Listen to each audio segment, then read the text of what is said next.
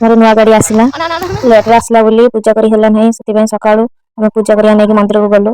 ନନା ପୂଜା କରିବା ନେଇକି ଆସିଲେ ଆସିକି ଚନ୍ଦନରେ ଗୋଟେ ସୁନ୍ଦର ମାନେ ସାଙ୍ଗେ ସାଙ୍ଗେ ଗୋଟେ ଚିତ୍ରଟା ଆଙ୍କିଦେଲେ। କେତେ ଜଲ୍ଦି ମାନେ ସେ ଚିତ୍ରଟାକୁ ମାନେ ଆଙ୍କିଲେ।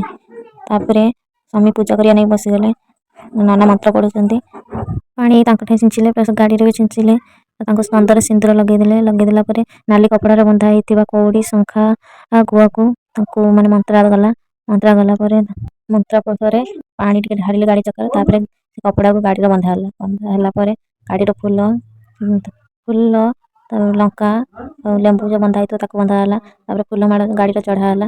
ଚଢ଼ା ହେଲା ପରେ ଟୁଇଙ୍କିଲ୍ ଗୁଡୁଲ୍ କେମିତି ଛିଡ଼ା ହେଇଛନ୍ତି। ତାପରେ ପୋଡ଼ ପିଠା ଯିବ। ପୋଡ଼ ପିଠା ହେଲା। ପିଠା ହେଇକି ଭୋଗ କରିକି ଗାଡ଼ି ପାଖରେ ଦିଆହେଲା। ତାର ମୁଣ୍ଡିଆ ମାରିକି ଆମେ ସମସ୍ତେ ଚନ୍ଦନ ସିନ୍ଦୁର ଲଗେଇକି ମନ୍ଦିର ଭିତରକୁ ଗଲୁ। ଦେଇକି ଆହୁରି ଲେମ୍ବୁ ଚପା ହେଇଥିଲା ନାଇଁ ଲେମ୍ବୁ ଚପା ହବ। ନନା କହିଥିଲେ ଲେମ୍ବୁ ଚପେଇଲା ବେଳେ ମାନେ ଏକ ମୁହାଁ ହେଇକି ପୁରା ଘରକୁ ଆସିବେ। ସେ ଘରକୁ ପଳେଇ ଆସିଲେ। ଏବେ ଆମର ଫାଇନାଲ ଗାଡ଼ି ପୂଜା ସରିଗଲା। ଏବେ ମାଆଙ୍କ ଦର୍ଶନ କରିବା ନେଇକି ଆସିଛୁ। ମନ୍ଦିରରେ ଭୋଗ କରିକି ଆଣିଥିଲୁ ଏବେ ଛୁଆଙ୍କୁ ବଣ୍ଟା ଚାଲିଛି। ମୋ ଭିଡ଼ିଓଟି ଭଲ ଲାଗିଲେ ପ୍ଲିଜ୍ ଲାଇକ୍ ସବସ୍କ୍ରାଇବ୍ କରିବାକୁ ଭୁଲିବେନି। ରହୁଛି ଜୟ ମାତା ରାଣୀ ଆପଣଙ୍କ ଭରସାରେ।